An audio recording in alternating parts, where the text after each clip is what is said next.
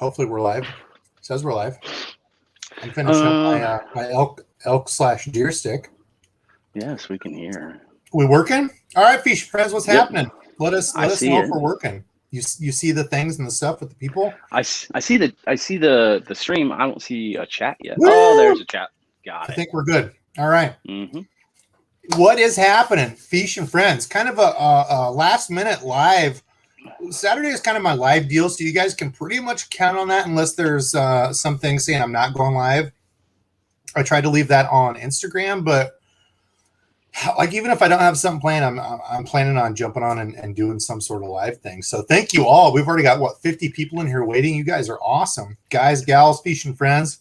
What's happening? It is the Dizzle and I tonight. So we're gonna talk everything fishing. If you don't follow me on Instagram, follow me over there, DEBO'S Fishing. But I asked a question. I was like, I don't have anything planned. Should we go live and what should it be about? And I got a bunch of different stuff. I was hoping there would be like a theme. Like, oh, I saw 10 people said this thing. Not the case at all. I've got probably 30 some messages, and it seemed like everything was different. Like, yeah, 100% of random. Yeah, like, oh, here's 75 different things to talk about tonight. So we're going to try to hit some stuff. As you guys and gals are in the comments, leave a question. Of course, anybody who donates, it helps me, goes to the stream for giveaways, anything that I can do to my channel. So I appreciate those. I certainly don't ask for them. It's not necessary, but anybody who does a donation, I will make sure to cover your comment, answer your question. So if it's super important or if I've skipped it, I will get to any of those. But tonight, what do we have planned? I did get some stuff around summer fishing, post-spawn fishing. I got a few things that all kind of came around, the same deal. So I figured we can kind of start off on that. I got multiple things on the Bassmaster Classic. So those were kind of the two things that I picked out. So I figure we'll start with post-spawn fishing / early summer fishing / hot weather fishing. I got a ton of comments on that stuff, and I feel like we can kind of lump all that together. So yeah, definitely. I know everybody's kind of in different spots. For us, spawn kind of goes through May-ish into June. It depends where you're at.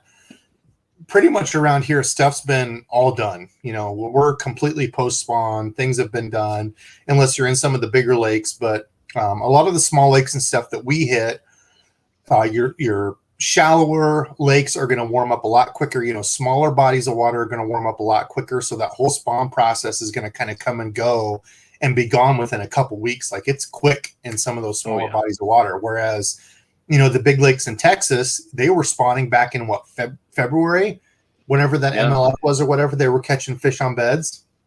So quite the difference. It kind of sucks being up here, north. I'm kind of jealous of it, but do what you can. Yeah. What was it? February. We were like, oh man, that ice doesn't look good. I don't want to go out on that ice. Yeah. That ice doesn't look safe. And then we go out on the ice, and as we walk back, we're like, oh, it's really nice outside. Clump through the water or through the ice. Crunch. Randizzle's foot goes through. Hey, we did have a donation. Our guy, Matt Erickson. Matt's a regular to the channel. Matt, thank you very much, sir. Glad to make the live tonight. Always a good time with you guys. Well, thank you very much, man. If you have a question, make sure you leave it. I'll try to find it, but I appreciate you, sir. Definitely. We got a bunch of hellos. I saw my guy fishing with Gramps. Thanks for the update on there, my friend. He said Hank Cherry is in the lead again. Dude, Cherry's a stud. I feel like he was kind of slept on back in the day, but yeah, he can definitely catch fish. I honestly haven't watched. I feel kind of bad because I haven't watched really any of the Bassmaster Classic. I usually make it a point to watch that. But with video stuff and trying to get out and fish myself, I haven't even checked up. So what's it on even? Like where do they air it? Is there they're in Texas. What lake are they on? I honestly don't know. I haven't checked anything on it. I know they are in Texas. And for those of you that don't know, the Bassmaster Classic is kind of like that deal where, and I don't even remember where it started, but first held in 1971 on Lake Mead, Nevada. Originally, it was a fall event, but it switched to a summer event in 1984. Interesting. I know they are in Texas. Lake Ray. Is it Lake Ray Roberts? That sounds right. Yeah, it looks like See, I've seen some yeah, Ray Ray Roberts Roberts. and Yep. on Fox tomorrow. Yeah, so it's like So Ray Roberts. Yeah, tomorrow's the Hank last Cherry day, I Lee, assume. Cherry Jumps, dude. Yeah, he's a stud. Kennedy must have been up there as well. Yeah, so the Bassmaster Classic, the big five fish, the whole deal. But for me, like, I've obviously never experienced the fishing part or going out with the guys or anything, but I've been to the Classic once, and it was an interesting experience. And I've kind of heard this from a few different people. So the Classic is a time when a lot of the manufacturers or the companies, so Shimano, Daiwa, Lew's, clothing companies, up and coming companies, anybody that wants to market, it's essentially like a huge marketing thing, and it's open to the public, so anybody can go. They've got pros there, like KVD. I saw a bunch of people taking pictures with KVD. Since he's MLF, he's not fishing it. Really, anybody that isn't fishing the Classic is going to be there if they can most of the time. So, you can meet YouTubers walking around. You can meet professionals. You can meet companies. But essentially, it's like a big marketing thing, and it's pretty cool. Like I went a few years back. Amazing experience. I got to see some YouTube people there, some pros. But for the most part, it's a lot of the industry guys that do a lot of the shows. Some of the people were extremely nice. That was when I first met Scott over at Spool Speed. He was the most welcoming, nicest guy ever, and that's why I talk big about him. He doesn't sponsor me. He doesn't pay me to say any of this. He was just a regular guy. I went to some other booths. I won't name them. I won't say the names, but it's like I was a thorn in their side there, asking questions, just kind of trying to hang out. They didn't want any of it. So I don't know. I feel, and I've had other people say that. Yeah, Debo the Spy. I've had other people say that too, that it's kind of like people were not as welcoming as they thought. So I've kind of got that. And I've had other people say, like, I've met YouTubers that were just like they were, when you see them on YouTube. And I've met other YouTubers that weren't anything like you would think they were. So I don't know. I'm not into all that. It was a cool experience. I'm glad I got to go. Yeah, that's one thing that, okay, so the whole process. Yeah.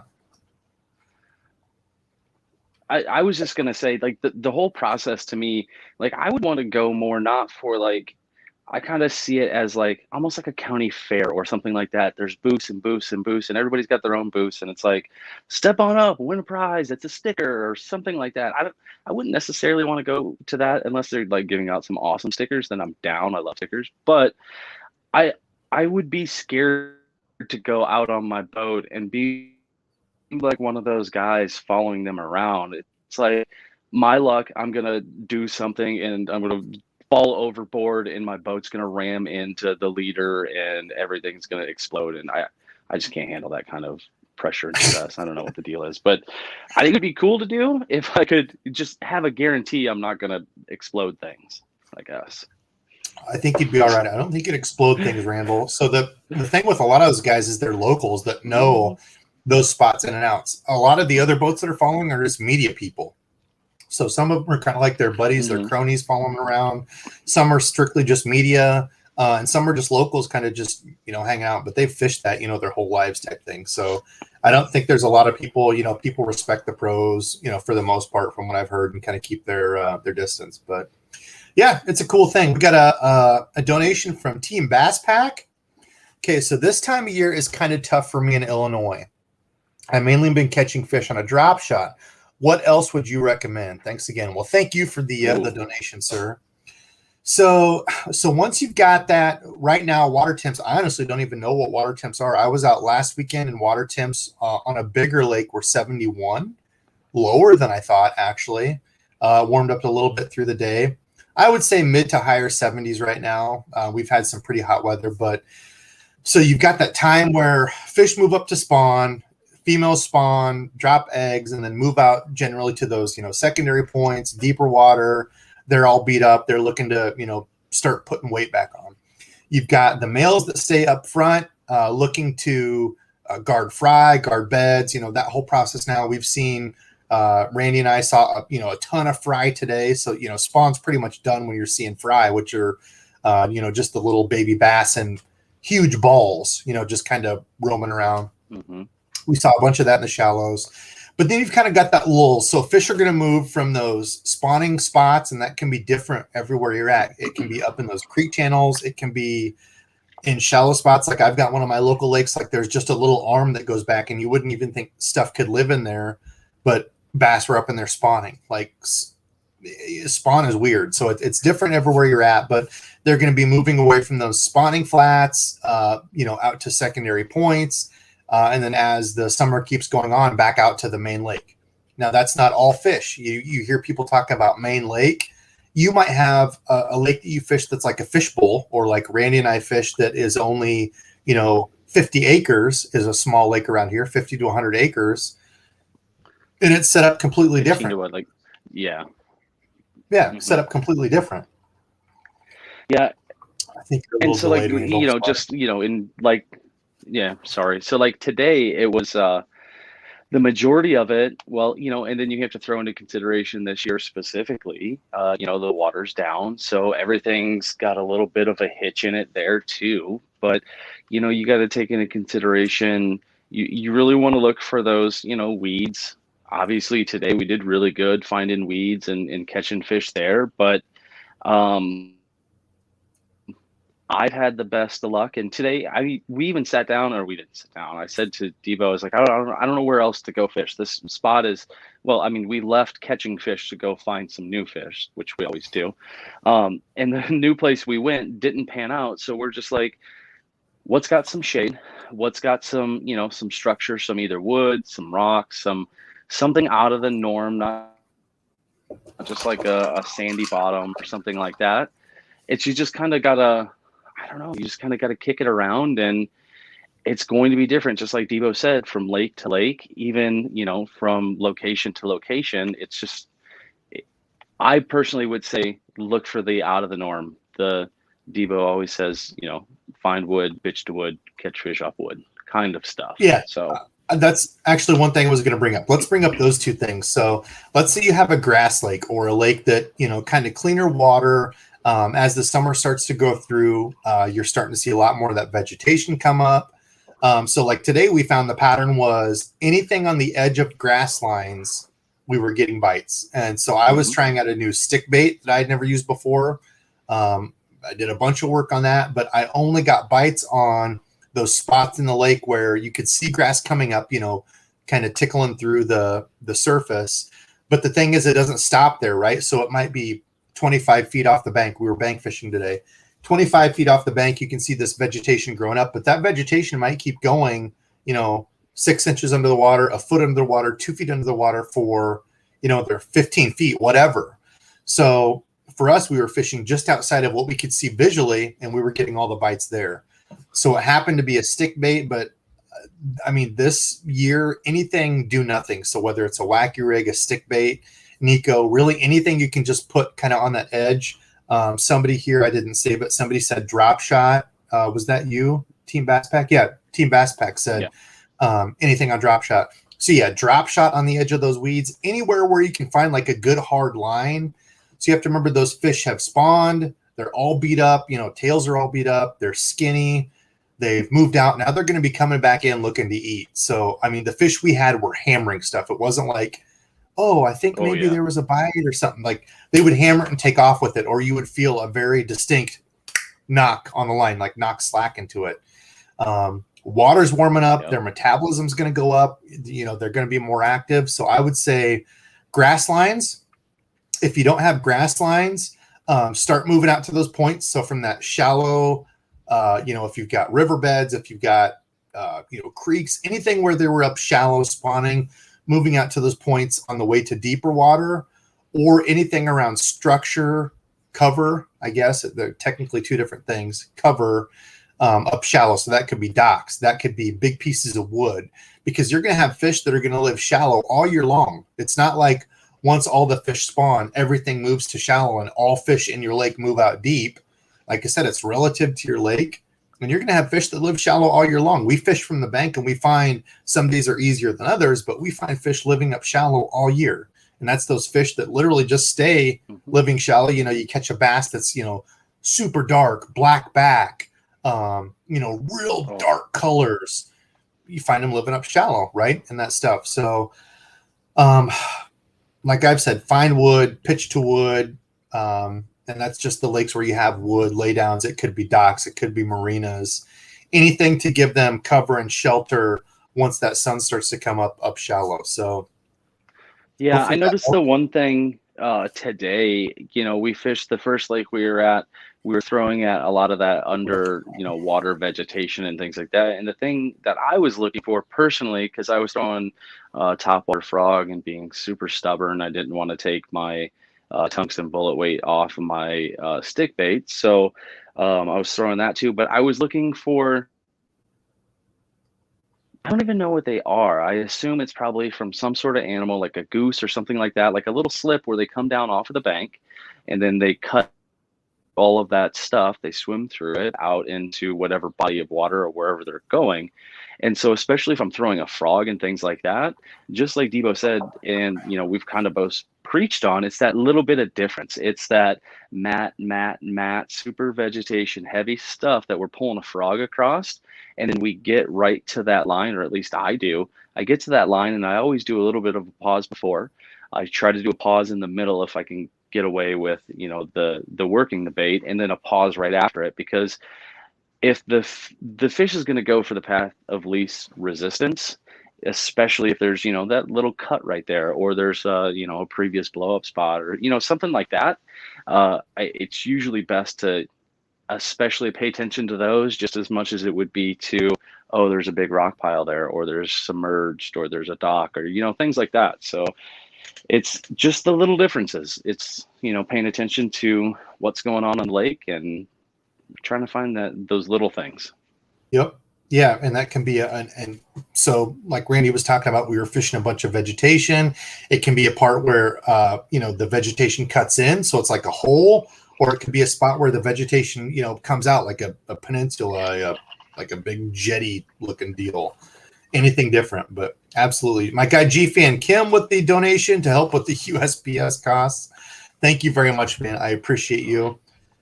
I owe you some stuff here. I need to get some stuff together, but thank you very much, man. A regular on the channel. James0516 says, I live in Southern Illinois. Been having luck on jerk baits, even caught a 3-pounder the other day. Any hard baits you recommend? If you have a place where you've got a bunch of rock jetties and stuff, like I said, secondary points, rocky points, any sort of point where they could have spawned close to deeper water. I had a good day the other day throwing a 13 fishing crankbait. It was the regurgitated shad, kind of a mouthful, but doing just that.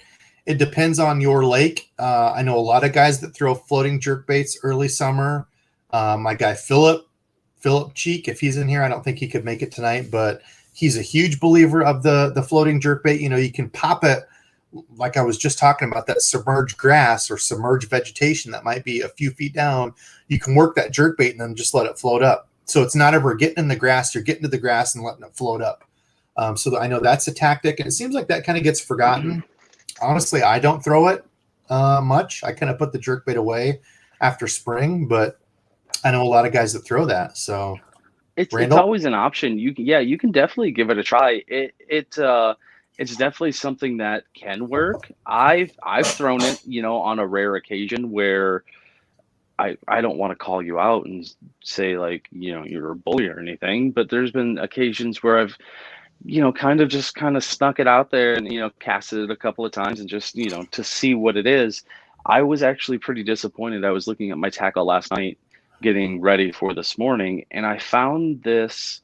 I don't even remember what it was called, but I got it from a mystery tackle box quite a while ago, and it was a soft body crankbait.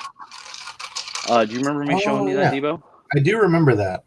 And there was something where you could leave it hollow on the inside, so it's just like a regular frog, a soft body frog.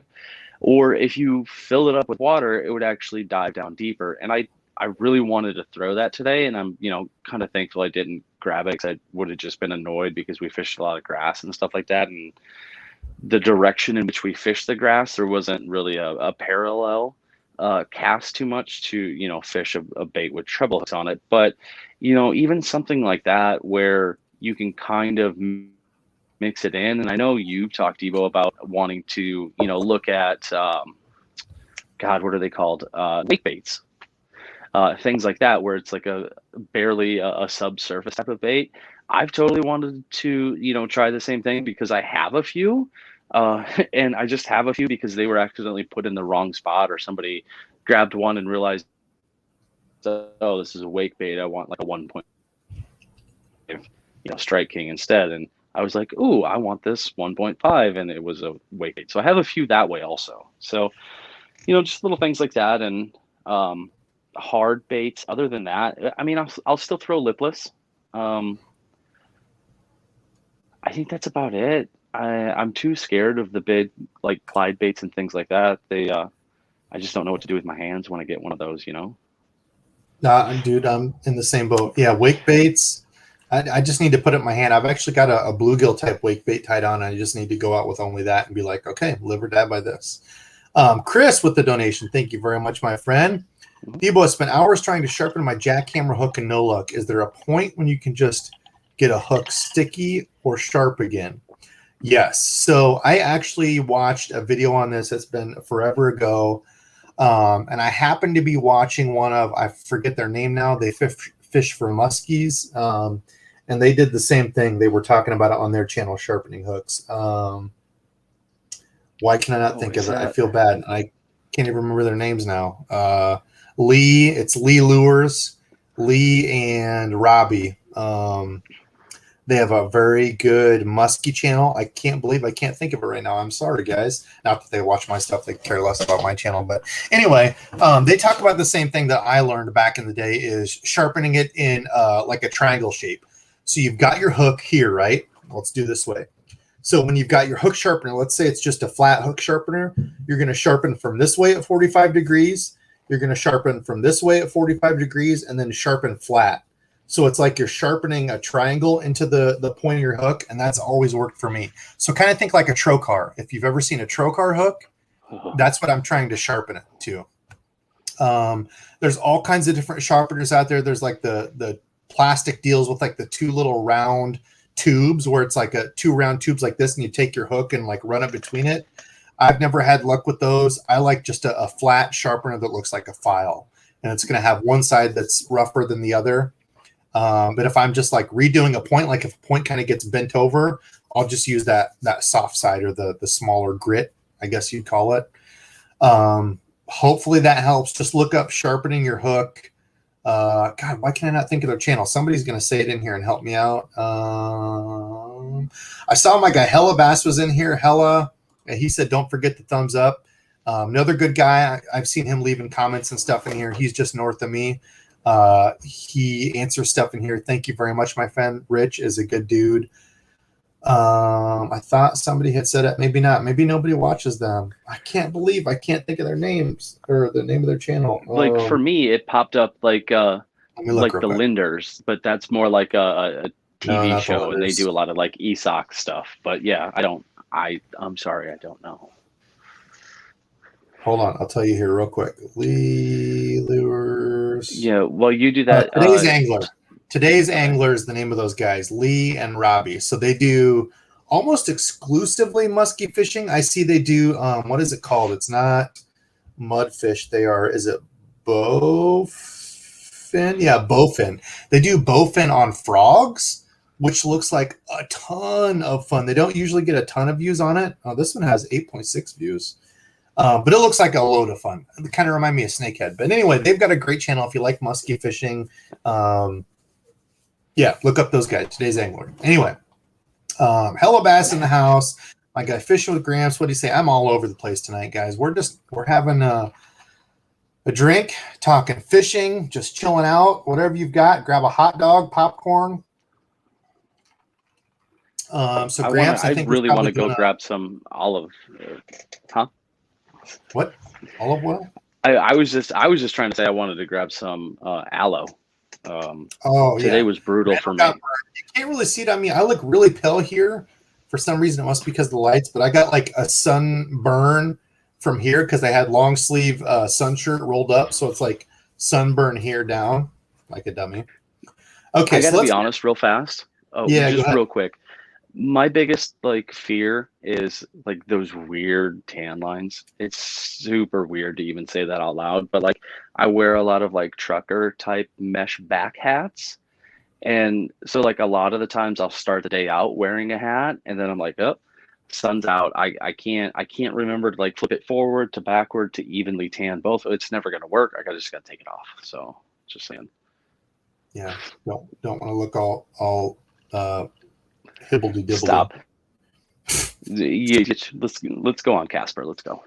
Okay, let's see. Larry Market Fishing had asked me on Instagram. I'm going to try to go back through some of the Instagram stuff. Update on your experience with the FG knot. I do have people ask me that quite a bit. I have not put any more time in with it. FG knot is nice and thin. Great knot. A lot of people say it's the strongest, but I still live and die by the Alberto. I can tie it. If you watched my spinning rod video, I tied it in like, 30 some seconds, 40 seconds, whatever, just talking. Super quick, super strong. I love that one. Let's see. People ask me about fishing line choices, line test. I don't know that I could really sum that up quick. Dive in. Do you want to dive into your most recent experience? Well, I don't even feel like that would be fair. Okay. Yeah, I don't know. I'm not even going to go there. 15-pound fluorocarbon's usually my go-to all-around favorite line. Let's see. Jose Zapata Jr. with the donation. Thank you, my sir. He said, I have a new spinning combo thanks to your last video. Oh, we're talking about it right now. My last video. Going to break it in tomorrow morning. Well, good luck, sir. Hopefully my information helped you out. Sunscreen. Wherever you are, take some sunscreen. Yeah. Wear sunscreen, and I appreciate, dude. I had people hounding me, asking for more spinning rod and reel stuff, and I made it a point to get out the spinning rod and reel, and I've got like 3 videos now saved up of spinning rod and reel lure deal days that went off. So I have more spinning stuff coming. Yeah, you've done a lot of work the last couple of times that we've been out. You've like really hammered it home. And yeah, the thing that I wanted to do and I really, really, really need to start doing is dumping like, okay, we're both gonna take a bunch of combos with us when we go fishing. Like today when we went out, you were like, I'm taking 1 or 2 combos with me, and that's it.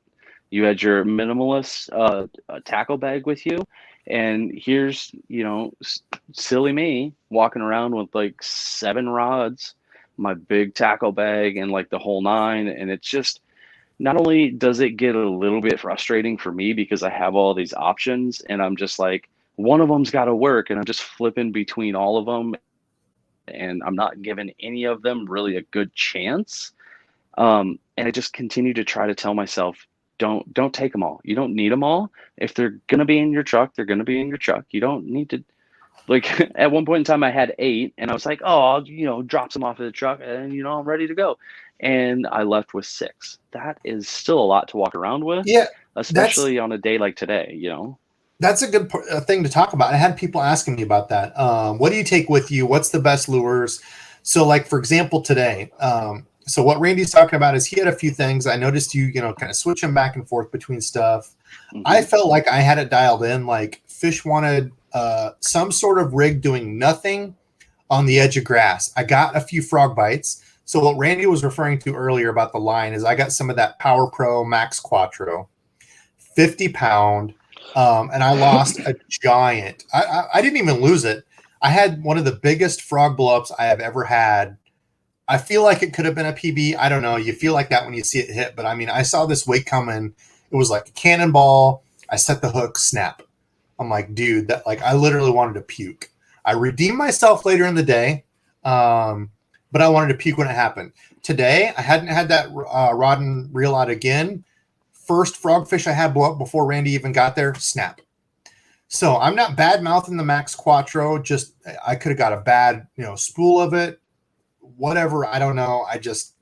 I broke 2 fish off, 2 frogs gone. So part of the deal today, we went and got new braid, having confidence in your line, figuring out a deal. So for me, it was either like a do nothing rig on the edge of the grass, or frog coming over those spots like Randy was saying, where you have like matted, kind of looking stuff up at the top, and then you have kind of those holes and trails, bringing the frog through that. I was getting bites, not as much as the stuff on the edges, but those were my two. So for me all day, I only had those two on my hands. That's it.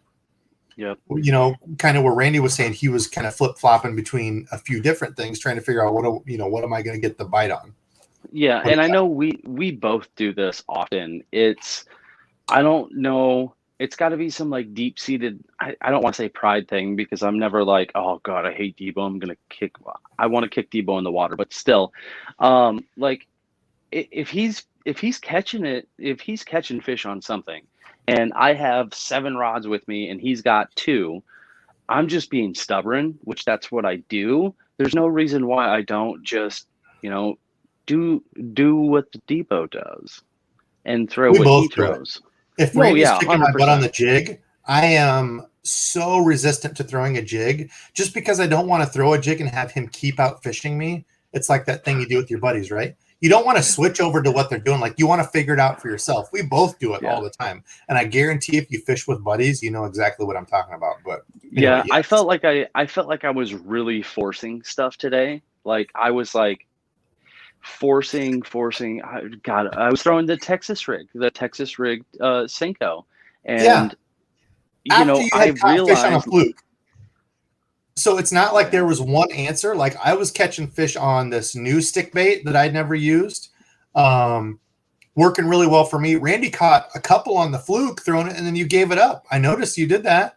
You could have kept catching them on the fluke, but you want to keep cycling through stuff. I wanted to force it. I wanted to honestly. I mean, you were okay. I'm not being rude, but you were catching smaller fish. We both caught a lot of smaller fish today. And I wanted to find that one bait that was going to catch that bigger fish, because it's like we're right in that special time where those bigger fish, they want to eat and they want to get that weight back on them, And I wanted to find that bait because for whatever reason, like I said, I just wanted to force it, and it didn't work out for me. You definitely outfished me today. Yeah, no, you're not being rude. I mean, I did catch the biggest fish of the day, so no, it's fine. You're not. We can go back and look at the tape. I don't know if you did or not. Yeah, I definitely did. Okay. Let's see. Kevy Bear 86. Do you use larger swim baits much? If so, what kind? I'm a fellow Midwest fisherman, Central Illinois, looking for ideas. Okay, so dude, I don't use large swim baits a ton. Here's my deal. Last year, every year I pick like 1 or 2 baits or rigs presentations that I want to get better at. Last year was big glide / swim baits. I did a horrible job at catching fish on them. I'm still in the mindset of like, I could be throwing a chatterbait or a jig or a stick bait or whatever and catching multiple fish instead of grinding all day for one bite with a large glide bait. So it's hard for me to get out of that mindset, especially being a YouTube guy, because I'm like, I don't get 7 days. I don't do this full time. I don't get 7 days a week to fish. It'd be different if I did. Like, I would dedicate a full day and be like, listen, I got all day. I can do this. I don't. So the days I get out, I want to get some sort of content, me actually catching fish. People don't want to watch a day of me throwing around a swim bait and not catching anything, unless maybe I hook Randy in the back of the head and I get to take that out with like pliers and a machete. That'd be fun. No, Braid, come on. Remember when I did it to you in the back of your leg? Yeah, I'd use pliers and machete on you though. But anyway, so people say like the River to Sea S Waver is an awesome starter one. I've got some of those, still haven't caught a fish on an S Waver. Maybe I just suck. Dude, there's a bunch of them out there. I can't even set like the Arashi Glide. I know a lot of people like. They say that's a good like kind of budgety option. The Mullet one. There's a bunch of people in here. I'm sure that is that bull shad. That's a different one. That's a multi-jointed. Anybody in here that fishes large swim baits, if you can help Kevy out. I am not the guy to watch. Yeah. If you look up guys like Oliver Nye, I forget what the other dude is who does stuff with the hookup tackle. He throws swim baits a lot. If you look up Tactical Bassin, I'm never too proud to admit when I'm not good at something. Those guys are way better at that stuff than I am. So look them up. Hopefully I can help you on stuff like frogging and stuff coming up here, but large swim baits, I'm not great at it. So let's see. What else do we have? Eric, with the donation. Debo and Dizzle says, sup, D indeed. Debo and Dizzle. Ned rig has been so effective for me, it's hard to put it down and try fishing with other baits. Any other bait that is effective as a Ned? I would say wacky rig, like on grass lines, any sort of thing where you just want like a slow, non-intrusive fall. I would say a Texas rig soft plastic, like with a 1/4 ounce weight, flipping around wood, docks, any sort of cover where a fish could be holding. I would say far and away, I've caught more fish on like a little weighted Texas rig, either like worm or creature bait, more than anything else. Well, I guess I have a follow-up question to Yeah. that statement. Is it the traditional Ned or is it the EWG Ned heads? Because that's two totally different things, at least in my opinion, because I feel I'm going to throw caution to the wind if I have an EWG and I can rig something weedless, versus a full-on Ned where it's just an exposed hook. Yeah, I don't know. I guess that's a good question. Which, I mean, even that in itself could be a little bit of a different idea, Okay, what else do we have? So, Eric, hopefully that helps. I would say those are like my biggest things now, or some sort of moving bait that you can get through a bunch of grass and cover, like a swim jig. I know a lot of guys love the chatterbait now because, like I said, the metabolism is going to be going up in those fish. They're going to be a lot more apt to follow stuff. What are you laughing at, Randall? It's like you brought up swim jig, and do you remember today when we were standing there and I was like, man, I need to change this weedless stick bait out to this other rod and reel because it is much easier, much further casting with something weightless. But I was like, man, I just tied on this swim jig. It looks great. Chances are I'm never going to use it, and then I'm going to kick myself for never using it because it looked good. But oh god, and it's frustrating. I put it in the truck. I put the rod stick back on it, and I didn't even consider picking it back up once we really started getting into the stick bait and that kind of bite. So I agree with Michael. Michael said, I think it'd be a lot more funny if Dizzle was wearing his kilt and you hooked him and removed it. Yeah, I agree. If you were wearing a kilt and I hooked you and then took it out with pliers and a machete, that'd be a lot more fun. Let's see. Timothy. Debo, as a beginning fisherman, I love that you do so much bank fishing on your channel. Thanks. Timothy, I appreciate that. Like, I will always be a bank angler at heart. If I am somehow lucky enough and graced to get some sort of bass boat, a used bass boat, Randall and I will fish from that, or we're going to steal my old man's more. We'll do that, but I'm also going to still keep doing the bank fishing. Like, yeah.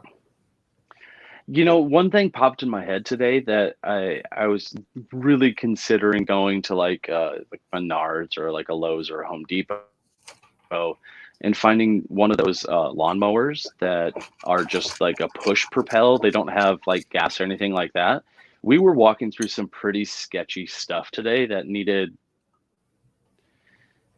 mowed, or at least macheted down for us to get where we needed to go. I mean, we got to figure out something for some of those spots that we know are going to hold fish, and we just can't really get to because of the poison ivy and the threat of ticks. And yeah, that's the tough part about like once early summer starts is like spring, you can get to a lot of those spots on the bank, and I preach it. Like, there's so many places you can't get to normally. Early spring, you can go hit them, but once all the weeds start growing up, like, yeah, we were in waist deep weeds where, like, 3-4 weeks ago, it was ankle high stuff, right? And now it's already waist high, and some of the stuff gets up as tall as I am, which sucks, and you can't get to it. Like, even if you can get there, you can't cast because and there's stuff a good chance that the shore.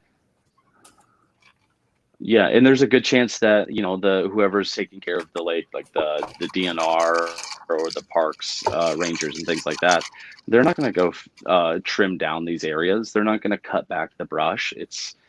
And I don't know if it's frowned upon or not. That might be something we should look up before we just go, wielding machetes through the chest deep brush.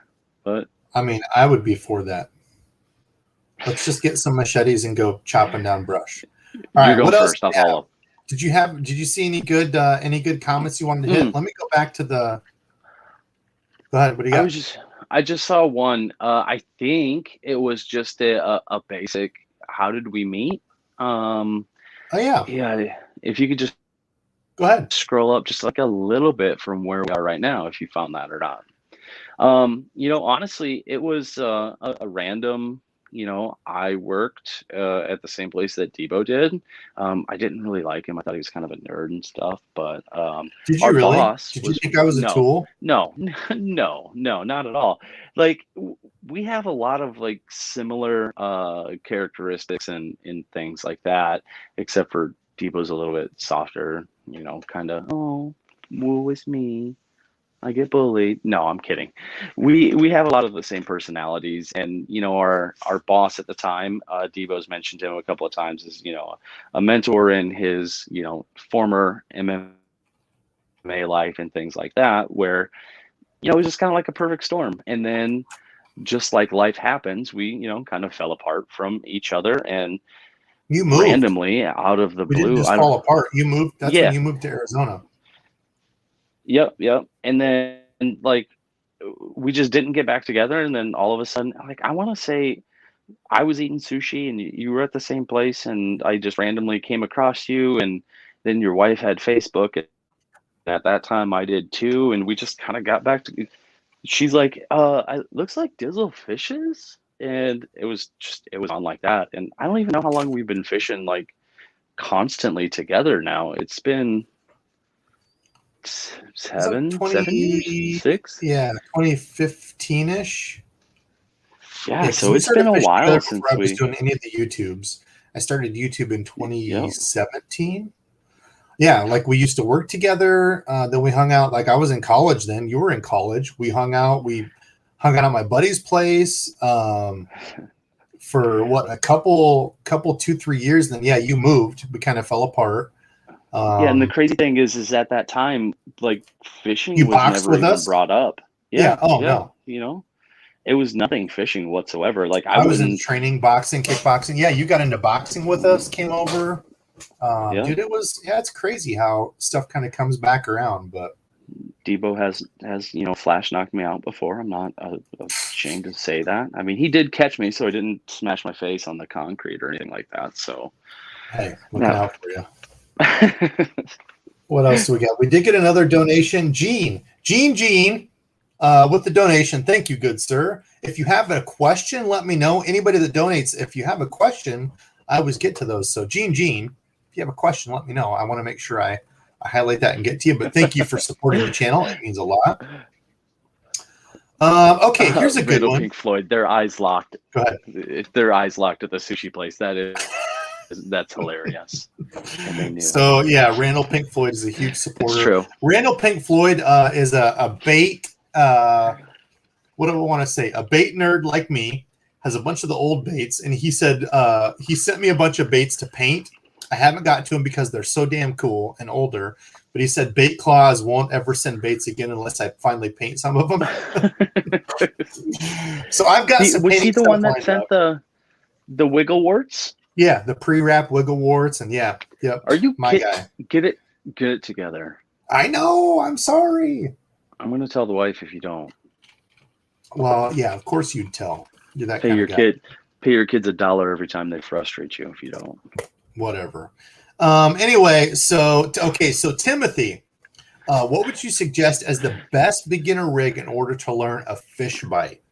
So funny you say this because my old man was amazing at fishing a tequila sunrise. I want to say at that time it was 8-inch, and I felt like an 8-inch worm was big, but like a Berkeley power bait worm, tequila sunrise. I remember going out with him super early, throwing around wood and stuff, and he would just whoop my butt with the tequila sunrise worm. And I would throw it, and like I would feel sticks and stuff, and I'd be setting my hook on sticks and like, stumps and wood. Like I would feel something, I'd just be so excited I'd set the hook. So for me, I didn't really learn on a Texas rig because you feel like every little tick is a fish. For me, and it's going to be different for everyone, I guarantee it's different for Randy. It's probably a jig for him. But for me, it was a spinner bait because I would bring that spinner bait over stuff and I'd feel that bump and you wouldn't feel anything load up. And I really got to learn the difference between like hitting a rock, a stick, a stump, and then actually feeling a good bite. And then once I started to understand that, like, load up, that thump, that grab, it started to move over into a jig and a Texas rig. And for me, really a Texas rig out of necessity, because fishing from the bank a lot or from the boat, I didn't want to be snagged all the time. But really just getting out there and throwing whatever you're confident in, throwing it a ton and learning it. I don't know, Randy, what do you got? I was gonna say, the spinnerbait for me anyway was just like, it really didn't teach me anything, because it always seemed like it just happened. Whenever I caught a fish on a spinnerbait, it was just, oh, there's a fish, it's on there. I didn't really have to do anything. It's kind of one of those, chuck it and wind it, chuck it and wind it. But to actually feel a bite, it actually started more with like crappie, bluegill, things like that, where I wasn't like, throwing a bobber out. And this is going way, way, way back with my uncle, when we would go catch like bluegills, where you could set turtle traps and things like that. That feeling, I don't know how to explain it. It's that meaty feeling on the hook versus Something a woody different. feeling or a rocky feeling. It's really hard to explain, but it's No, like you're right. you said, it's going to be different for everybody. It's the same thing I got with the spinnerbait. So like you said, you felt like a spinnerbait was a waste, but I can explain the exact same thing you're talking about with a spinnerbait. Like, you hit a rock and you feel that like hard ticky, like tink, like you're hitting something hard, and then you start to hit wood and you feel it, and it's a thud, or like I don't even know, like a soft thump, as opposed to that fish where a fish will knock it, or like you're saying, it will go dead weight and feel like mushy weird. It's like what's the girl that the three bears? One bed's too soft, one bed's too hard, and then one's just perfect. What's her name? I can't think of it. It's Goldilocks. Goldilocks. You're basically her. You look just like Goldilocks with your beautiful flowing locks of hair. Really? God, I had so many opportunities just to kick you in the water today, and I didn't. And you should have. It would have been fun never for a video. That. You will too. I guarantee one day you will. Let's see. Okay, Fidel. I think Fidel was the next person to donate. Fidel, thank you very much. What's going on, guys? I'm new to bass fishing, and I tend to do most of my fishing on riverbanks. What do you recommend for that style of water? Ooh, so it's going to depend on the river. Yeah, Randy loves to fish the rivers. When I grew up fishing rivers, I looked for wood. Yeah, big surprise. But it's really the same thing. Anywhere where you can get a current break, or any spot for those fish to hide. So for me, early on, it was finding wood, like down timber, logs, wood piles, beaver dams. That's where I had most of my confidence.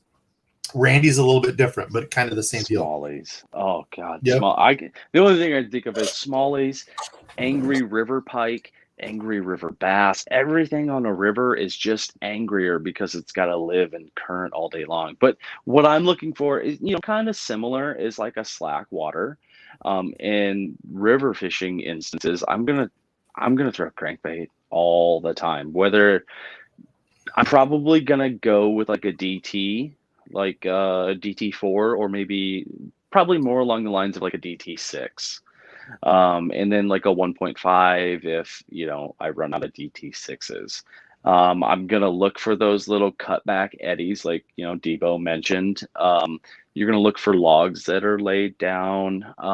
But for me, throwing a DT6, I'm gonna kind of go a little bit further out.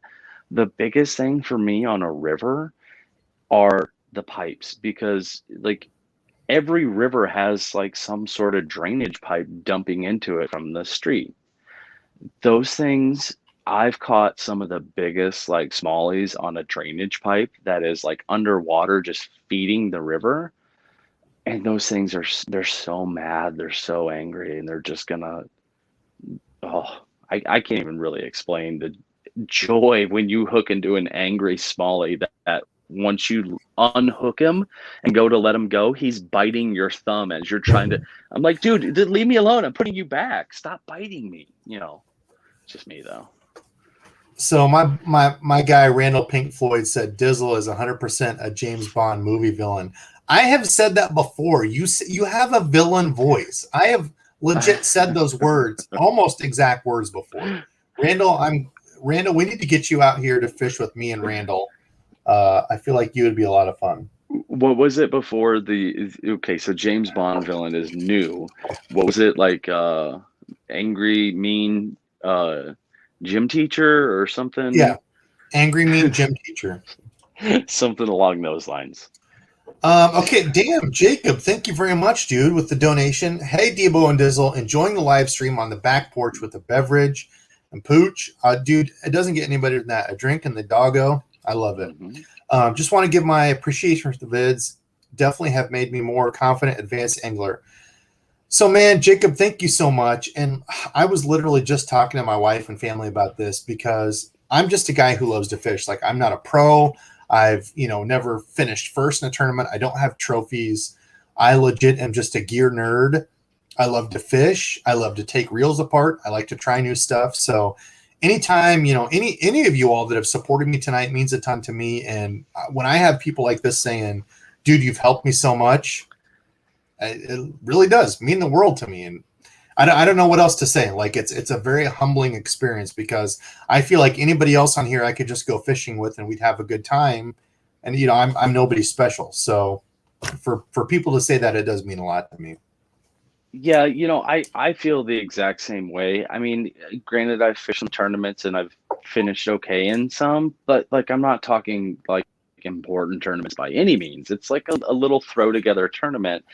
Yeah, dude, you've finished way better in tournaments than I have. You've won big fish. You've won. I've never done any of that.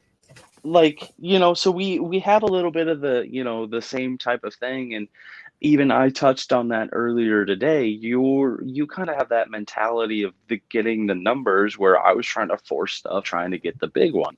So what I'm saying, Debo, is let's go fish some tournaments.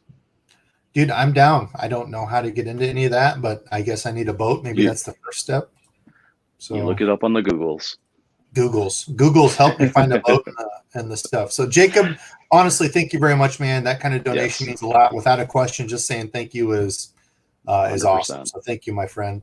I did see a couple questions around this. Must have been my guy G fan asked about the best way to keep Z-Man Elastic plastics. So they don't play well with other plastisol plastics. No. There's a few of them out there.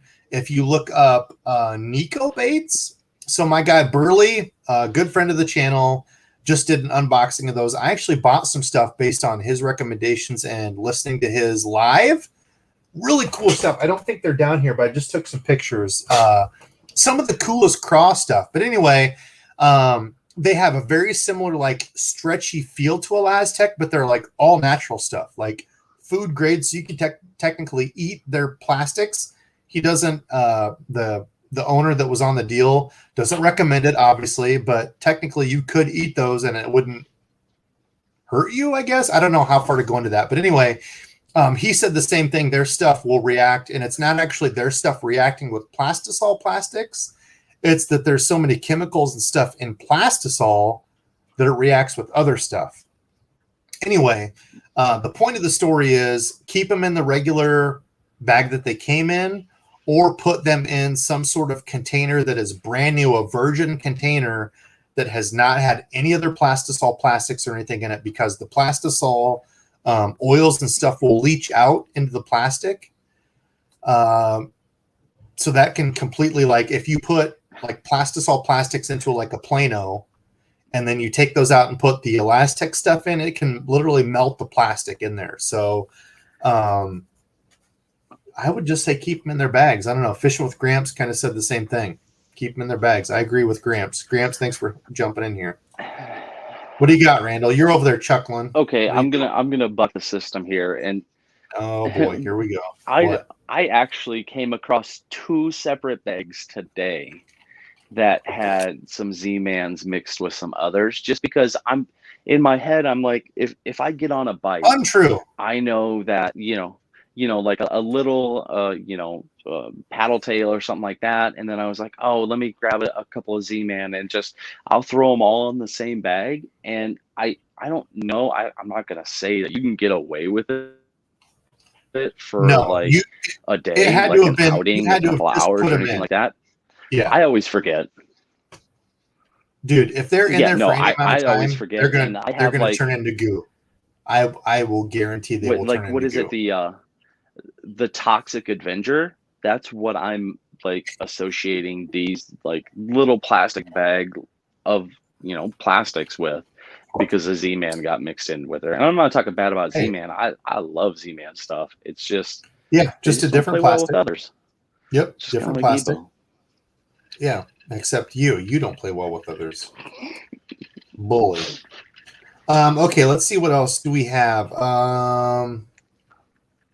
I'm trying to go back and catch some of the other Instagram comments. I had a bunch of people comment, and I appreciate that. I want to try to get to some of those. We've got other stuff coming in here. Zach. Okay, Zach with the donation. I want to make sure I get to all these. Hey, Debo, I've been watching your bait casting videos, but I'm kind of lost on what kind of rod I should get for riverbank fishing. Medium heavy, question mark. Dude, there's so many questions I could ask there. I'm going to jump in. Let me just like hop in Go real ahead. quick. What do you got? I have, we've talked about this before in the past. I've gone up to Okoboji and, they're kind of a mixed bag of, they have everything. They have salt water, they have fresh water, they have everything. And I ran across a couple of Fenwicks that are smallmouth specific, but this has been years and years and years ago. I have to assume they probably still make them, but these rods were probably they're a little bit more than a 6'6", so maybe like a 6'9", medium heavy, and they were a really good rod for just using on the river. They just felt like you could cast, any of your crankbaits out there. You could cast your spinner baits if that's what you're using, chatters, whatever. And they felt like they felt durable enough to handle that, steady, banging against rocks and things like that. So, I mean, that's something you could look into. I got them for pretty cheap because it was at that, I can't even remember the name of the store, but it was like the discount fishing lure store. But Fenwick, it was a smallmouth version. I can let you know later on, but I think they're pretty decent rods. Yeah, like when I see a question like this, I automatically think 18 billion questions to make sure I can get you the best fit. But so if you're on riverbank fishing, just think there's going to be a lot of sand. You're going to be going through rocks, dropping stuff. So I wouldn't say anything expensive. I would say $50 to $100. Trees. Above Yep, trees. Yeah. So shorter, 6'6" is probably what I would recommend at that. Obviously, depending on height, because you don't want to be doing a big axe cast and catch all those trees and blow your reel up. So yeah, like I'm 6'1", so like a 6'10" for me is like the shortest that I go. So I mean, it's going to depend on you, but I would say medium heavy. You can do most of the stuff like a medium heavy with a softer tip. So rated for lures up to like 3/4 of an ounce. You can do almost anything on that. But yeah, I mean, it depends on if you're fishing jigs, crankbaits, Texas rig, like what are you doing, But a medium heavy with that rating will do almost anything. Mm-hmm. So let's see. My guy Mark Fry said, no, Mark, that's completely wrong. Said, Debo too embarrassed to wear the shirt I sent him. Mark, I wore that shirt in the unboxing, and I actually wore it the other day, and I didn't catch any fish on it. I was out fishing with it. But enough yapping. Start fishing. Sure. So, Mark, I do like the shirt. I have worn it. I appreciate it, my friend. I just didn't catch fish the other day wearing it. Enough yapping. Start fishing. Eric says you need to sell some Mr. Stubbs merch. Love his cameos. Stubbs is a good boy. He's actually upstairs right now, but he's fun to get in the videos. He's a good dude. He gets so excited sometimes. So excited. Wiggles his butt. Okay, what do we have? So we're at an hour. Let's get some good questions. If there's any sort of question that I have not hit, I'm going to rely on all of you fishing friends right now. If there's a good question that you've seen in the comments that I have not tackled, let me know. put a good question there. If we see anything that's like reoccurring, I'm going to try to hit it. I'm going to go to my phone now and try to get to some of those questions that were on Instagram because people were nice enough to leave those. Here was one. So Micah K05 said best online tackle deals. I was actually just talking to my guy Fat Boy Fishing about this. Nick, he couldn't make it tonight. I do owe this one to CJ Scarborough as well. Online tackle deals. So he's like, dude, how come Tackle Warehouse didn't have any tackle deals? And I don't think there was a Bass Pro Shops one. Usually they have like a Bassmaster Classic one. I want to say it's going on right now. Do they? Okay, yeah. Usually they have a classic deal. Maybe they do, but yeah. So like, for example, Tackle Warehouse and really anything in the fishing industry. So the thing you have to remember with really any sort of manufacturing stuff is with all the COVID stuff, places were, shut down. There wasn't manufacturing stuff going on. And then you've got the import stuff now. You don't have people to work the import, whatever you call those people, getting the big semi-truck crate deals off the boats on, like there's people waiting out there, the stuff is waiting out there for 30 days. So there's like a huge backlog in not only fishing stuff, but a lot of the import stuff coming over. So like we were talking about today, it could be one little piece of the lure that you're looking to get that has broke the whole chain. So there's people that like have lead, they have skirts, but maybe like I've heard Mustad is way behind on hooks. So if you're a manufacturer that uses Mustad hooks, you could be 3 months behind, right? So that's something to keep in mind. I know Fat Boy Fishing and I were talking about like, how come Tackle Warehouse didn't have any like Bassmaster Classic deals or whatever? I know they're way behind on stuff right now. I'm assuming they're probably low on employees, like people actually in there to do stuff. I know they were short on people. Yeah, plus trying to get stuff in. So that's something you have to remember. Like we just went to Shields today. I wanted to get braid. They didn't have any 65-pound braid. They had one brand, which was the Suffix, that had 50-pound. That was the only brand that had 50-pound. Yep. They didn't have 50-pound Power Pro. Like people are just way behind on stuff, and stuff is out. You've got, with the COVID stuff, more people going out to fishing. I think Iowa alone was like a 40-some% increase in fishing licenses, which means over, year to year, over 40% more on top of what we already had are out fishing, because you can social distance and stuff. So you've got you've got customs on imports. You've got people that can't get supplies. You've got more people out there. Like it's just kind of the perfect storm that sucks for fishing. So it's awesome that there's people out there fishing, but at the same time, it's like, so I don't know. Hopefully that kind of helps with stuff. Really what you need to do, you just need to have a buddy like Debo who has an absurd amount of stuff in his basement, and you could just be like, hey, man, I was trying to find some hooks the other day. And I couldn't find any, and I need some weights. And I have to shout out to One Love, to Gander Mountain. We love you. Too bad you're gone. I spent like $1,000 there on clearance stuff. There was a like point how many times though? Total. They were like, "Oh, we're going out of business," twice, and then next month they were back open, and they did that more than twice. Yeah, dude, I remember the first time they went out of business. I was getting packs of Gammy treble hooks come in like an 11-pack, I think. I was getting those for 90 cents each. Size 4 regular Gammy hooks for 90 cents each. And I bought would you pick those up for me for? That was the second time they went out of business. Jackhammers, I think I got for like $5, something like that, $6. That was the second go through. But yeah, I mean, I stocked up a ton when Gander went out. I spent way too much there, but okay. So let's say it, but you guys got to look out for stuff like that. Yeah, look out for those good deals. If you find a really good deal, don't be afraid to stock up. Don't be afraid to grab more than you need, because real quick while you're looking, Debo. Yeah. Real quick while you're looking and taking that drink. This sounds weird, but look at garage sales. Like I came across an entire box of crankbaits. They were man's crankbaits Some of them I will never, ever, ever use because they're like 48 feet divers. I'll never use those. But the amount that I paid like $40, and I know I got the regular size that dived like 5 feet. I probably got 10 or 15 of those. Dude, check out garage sales, man. Like you're gonna catch some stuff, and maybe you won't, but maybe you will. So just keep your eyes open, just like fishing. Look for something that stands out as a little bit different. Let's see, what else do we have?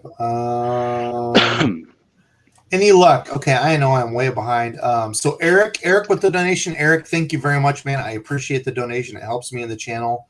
Thank you so much, my friend. There's somebody in the channel saying answer questions in chat. Well, I think I've been doing that. So that's interesting that you say that. Yeah, fella, do it, Debo. Come on. Guy, I think I've been trying to do that. There's only so much time. Maybe you should do your own live and answer questions and see how easy it is. Customs holding up stuff. Whoa. What else do we have? Buddy. Debo shopping, tackle. Yeah, exactly. That boat turned William sideways. Says, where's Tackle Junkie's address? He's got all the stuff. That's 100% true. If you're looking for stuff, Tackle Junkie probably already has it. Yes. So let's see. I got questions on gammy hooks. I mean, yeah, gammy's some of the best stuff. Ruben, when should I throw a spinning bait, eel spinner bait? Yeah, go ahead. What do you got? I was just going to say, I don't know who it was, but somebody said the biggest EWG that you would throw, or I was actually just looking at too. That was Reynolds. Yep. Okay, you do. Let's do this one. This spinning bait.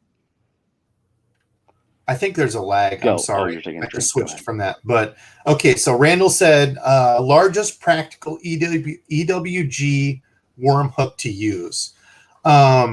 So for me, I think the most versatile over like a lot of stuff is a 3 or 4/0. Like if I have a 3 or 4/0, I can use that almost on anything.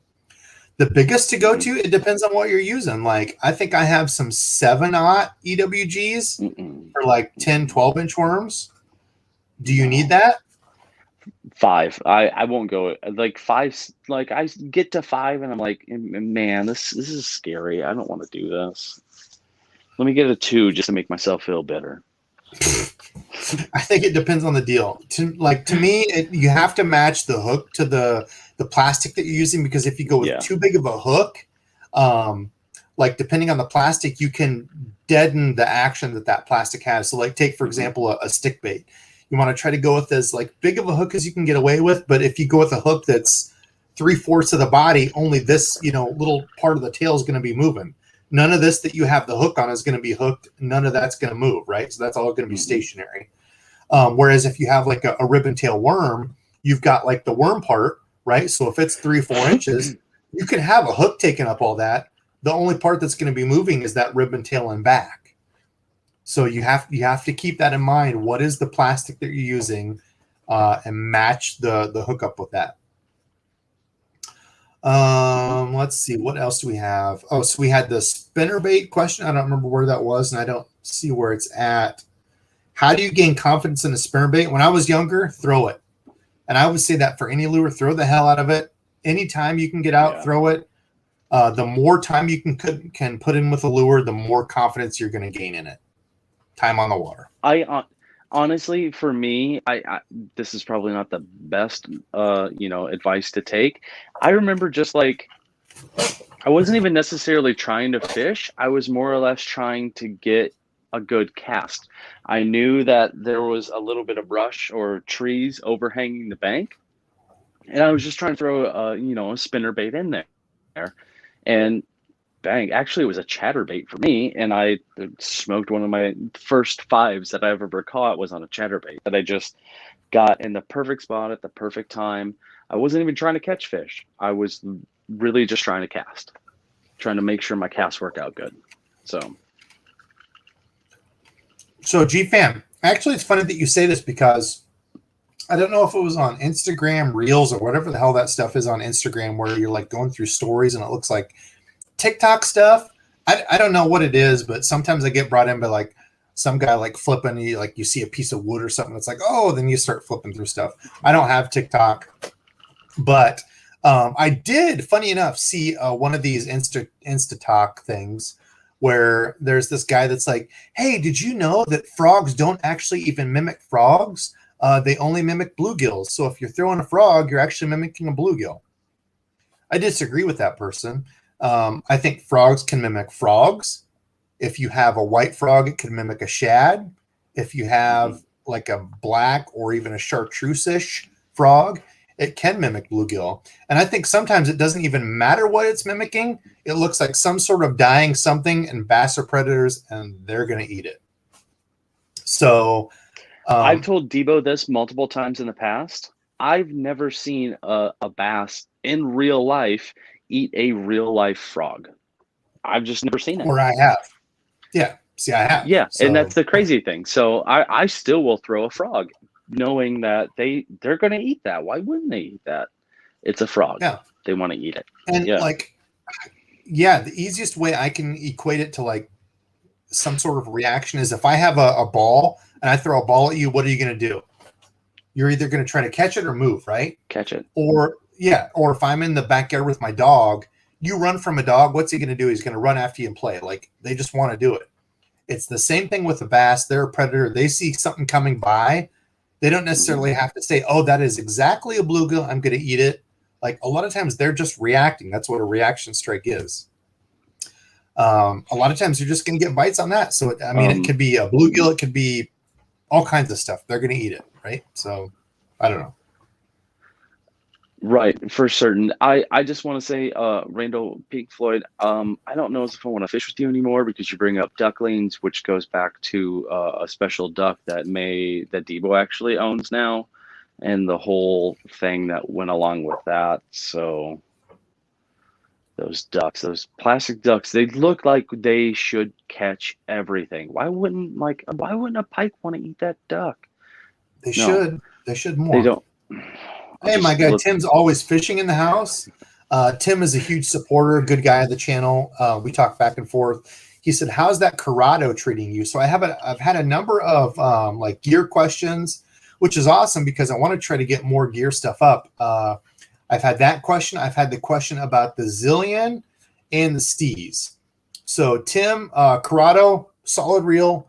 Great reel. I think it's what retails at like 170 something, if I remember correctly.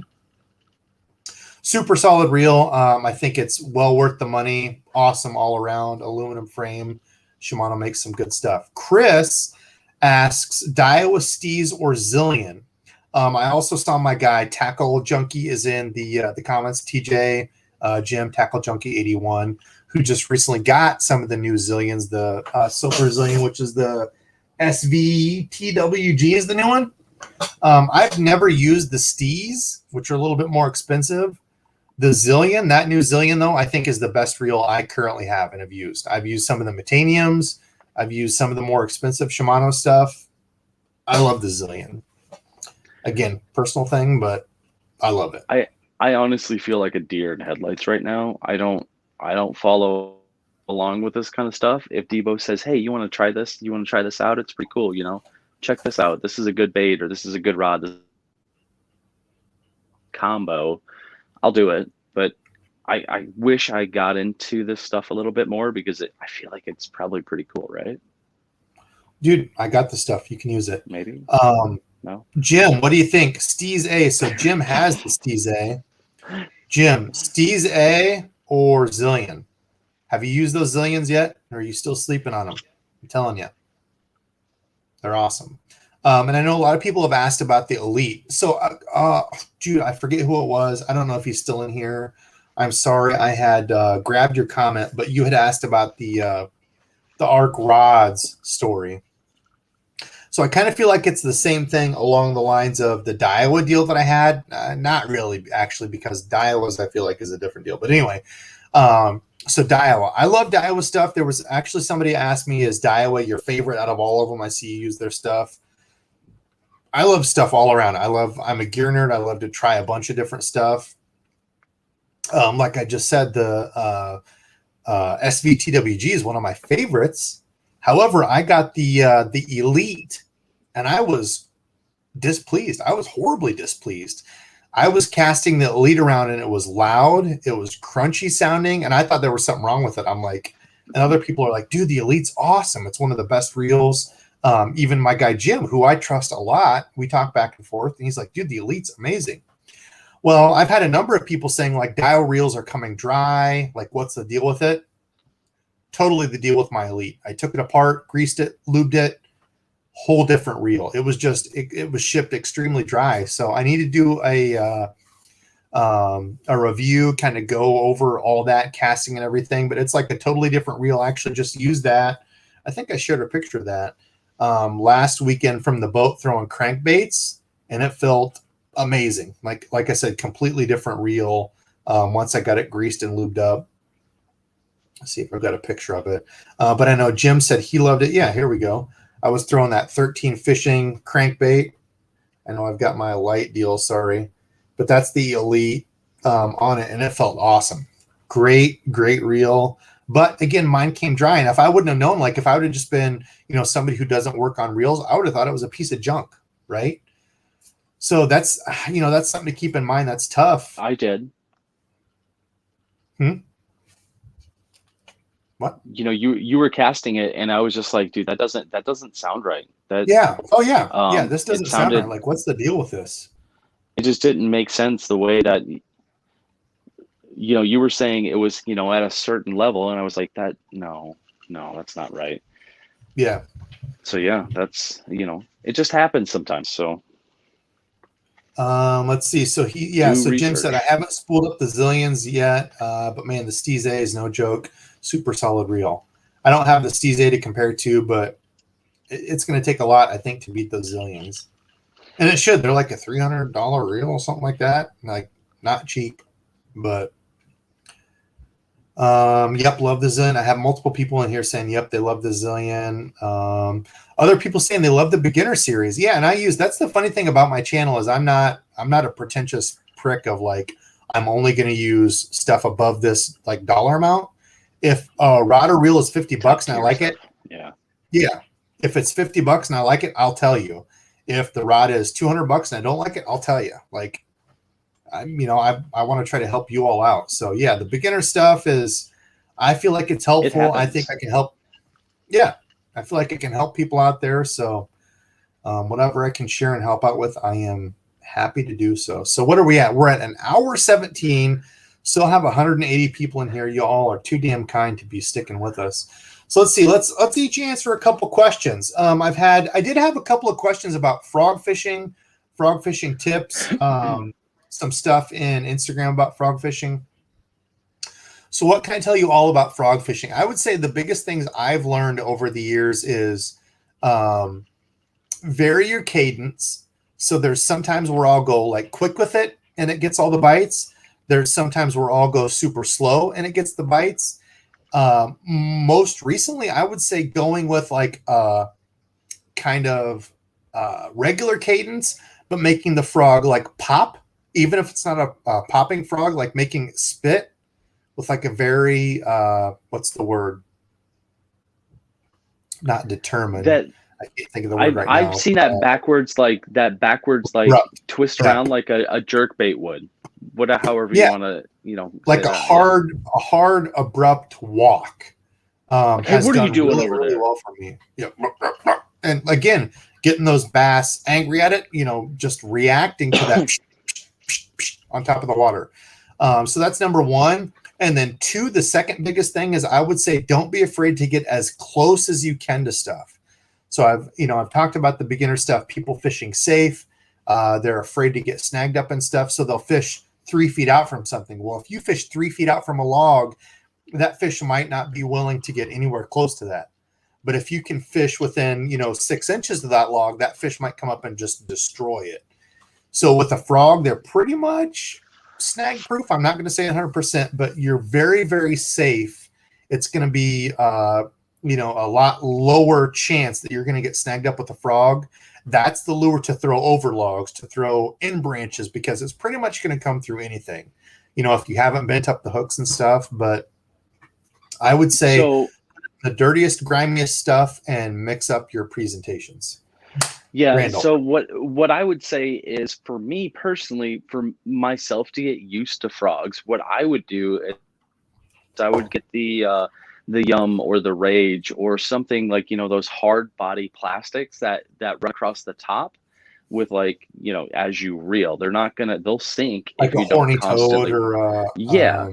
yeah. So what I would do is I would just throw those, knowing that, okay, if I snag this up on that log, oh, I'm out of hook and, this plastic lure. And granted, I don't want to just lose those all the time, but it gave me a little bit more confidence when I was able to zing that out there and get right on that, knowing that, okay, imagine if I just had something, as, versatile as a jig underwater, but on top water, as like, one of the hollow body frogs. So that helped me out a lot, especially when I first started, dipping my toes in the top water game, I guess.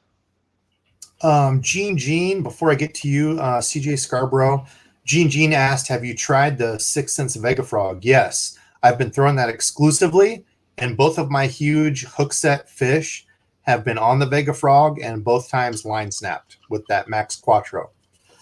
Sorry, Power Pro, I'm not saying it's junk. I'm just saying my personal experience that happened. But dude, the biggest blow up I've ever had was a week ago, last weekend.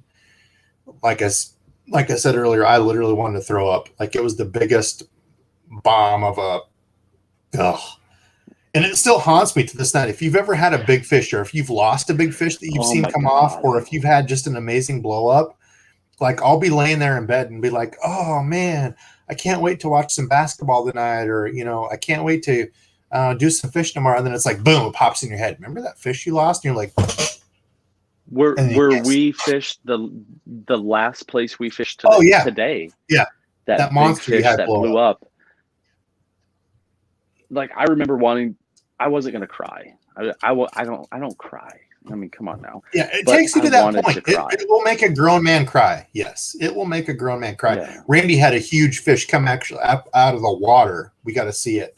And it happens so quick. Like, when you're in the moment, you're like, oh my gosh, what happened? But I had the, obviously the footage, go back and replay and show it. And yeah, it was a huge fish. So it's it was one of those cases where I shouldn't have casted because I wasn't in the position. And really, it was all my fault that I shouldn't have ever done it, but I did it. And now I have to live with those nightmares.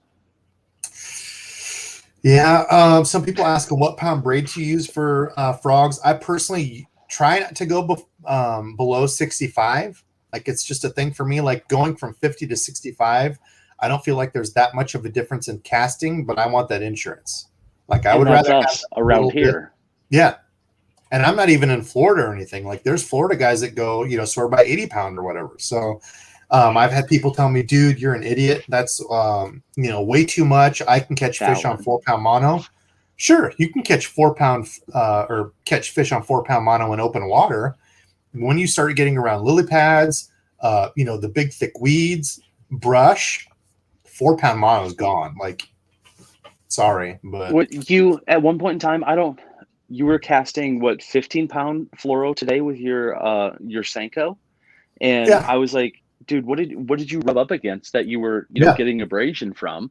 There's no brush, there's no rocks. Well, that we can see. The weeds. I had fish. Yeah, I had fish taking my fluoro on the edge of that grass into stuff, and who knows what's there. But yeah, my line was scratched up, so who knows what's there. So I don't know.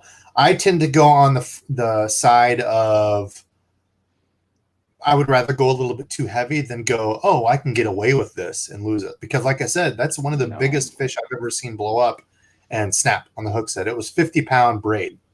I don't GA 30901 was asking, like, you broke it on that? Yeah, it was 50 pound braid. I didn't notice any frays or anything in the braid, and it's happened twice. And I know today I didn't have any frays in it, so I could have just got a bad spool. I could have just got a bad spool of stuff. But do you think it was because it was a Quattro, a 4 versus an 8? Well, 4 pound in theory should be stronger than an 8 strand braid because you've got 4 strands that are bigger, thicker.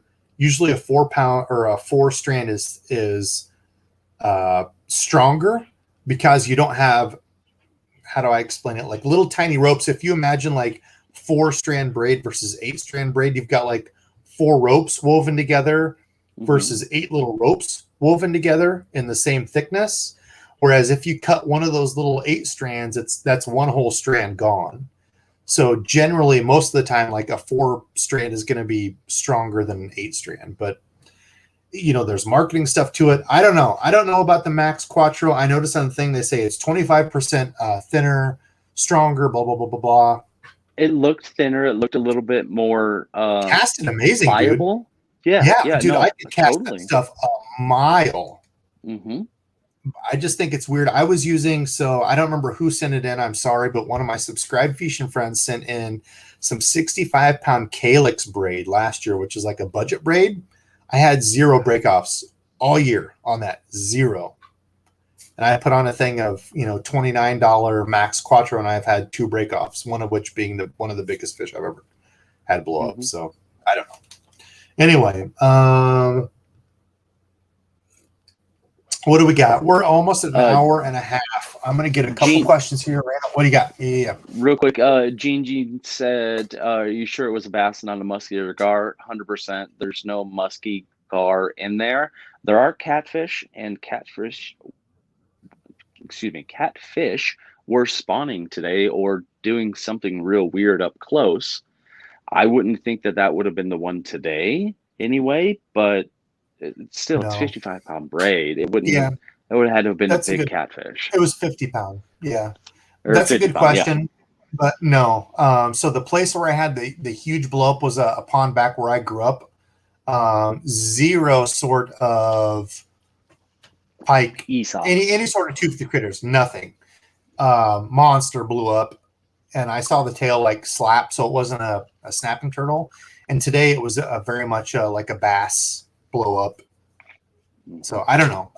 I'm not talking bad about them. I don't want to dwell on it, but I'm a little bit sour. What do we got? Fluoro. People talking about fluoro versus braid. That's a whole different conversation. People saying hey. People saying hey to fishing with Gramps. Grant. Oh, so I think Gramps has a video going. Is that 10/9 Central? I think. Said watching DEBO while my video premieres. Everybody go over and flood fishing with Gramps. He's a good guy. Always supports my channel. I think his video is premiering, going live now. I'm going to be hopping off. We've got 170 people here now. I want to see like at least, I don't know what, 100 people? 100 people go flood fishing with Gramps. Flood him. Tell him DEBO sent you. He's a good guy. Always in here. So I appreciate you, man. Let's get to a couple other questions. I've had people fishing the Southeast says, DEBO, would you like me to set you up with Rick from Monster Bass about a sponsorship? No, man, I appreciate that a ton. I've actually talked to Rick and Monster Bass. They're awesome people. I love what they do. Good people. Like I said, Burley is a fan of the channel, and I'm a fan of his. We've talked back and forth about it, but I like the Monster Bass stuff and what they do. People saying, yeah, they've had some Power Pro issues. I don't know. I don't use Power Pro enough. Could have just been a spool. I use the straight Power Pro. I don't veer off of that, so I can't say. Randall Dunn got kicked out of my channel. Maybe he's going over to see Fishing with Gramps. All right, I'm going to do one more question, and then it's going to be time to go. Let's see. Random roll through, and it's somebody's saying hey to Jim. People saying yes, bass will eat anything they can find. 50-pound braid. What do we got? Drop shot. Okay, so let's go here. Alan K says, I've heard arguments about drop shot terminal tackle. What's your favorite shallow drop shot setup? So Alan, I am not the guy to ask about drop shot stuff. Randall's saying, sorry, I just dropped. Yeah. Like for me, the biggest problem with the drop shot is that I just like, if I get it hung up, I have to redo the whole thing. Right. So it's not like a Ned rig. If I break off a Ned rig, I just retie on a new one. So I've got to get the hook placed in the correct spot. I've got to get my hook to the weight, you know, how much line I've got there right. I've got to find a new weight. So it's just kind of a hassle to me. Like, no doubt, drop shot catches a ton of fish. I just don't throw it a ton, you know, especially being, you know, fishing from the bank. I think that fishing from a boat, a drop shot makes a lot more sense. You can drop almost vertical on fish and it destroys. But coming from a bank fishing, you know, kind of background, I feel like the drop shot, there's better options in a lot of scenarios. But as far as drop shot terminal tackle, I like, what is it? The Mustad. Oops, there's Randall back. Oh, hey, I wasn't trying to go Hey, you're subscribe still to on. Fishing with We're Gramps. still on So, live. What are you doing here? yeah, I have Look no at idea. phone. What are you doing with the crazy phone there, guy? And he's gone again. Thanks, Randall. But anyway, that's what I would use. There's like a Mustad, or I forget what it is. It looks like a little tiny worm hook, but you can rig your soft plastic weedless. And that's been big for me, because if I use like a mosquito hook or like a regular drop shot hook, like an open hook where your hook's exposed from the bank, I just get snagged so much. I break off all the time. So I would say look for that. As far as weights, I only go lead weights, like I would say 3/16 or an 1/8 is what I normally go to. Oh, Randall's there again. On the drop shot, and I like the pencil weights. They seem to come through stuff a little bit better on the drop shot, but I am not a drop shot aficionado. So, do you remember when we both said that we wanted to try drop shots a little bit more? I did that year. I used the drop shot a ton that year. That's been what, 2 years ago? Okay, so 3 this years is ago? my years. I need to really get after that. They work. I think they work. They should work. I don't know. Stephen said Dizzle hijacking that Walmart Wi-Fi again. Yeah, Dizzle, quit. I was stealing trying. Walmart's Wi-Fi. Sorry, I was trying to go sub to, you know, somebody, Fishing maybe with Fishing with Gramps? Gramps. I just subbed to him, and I have no idea what was going on. I tried doing it on my TV, and then it just blew everything up. So Done I got taking. subscribed. So All right. Well, I think that's a good place to stop. Everybody go flood Fishing with Gramps' channel. He's got a premiere going on now. Thank you, everybody that tuned in tonight. Just talking fishing, having fun. It still blows my mind that we've got, 157 people in here still. You guys are awesome, guys and gals. I appreciate you watching, Randy and I both. So I think we're going to call it. So thank you all for watching, and until next time.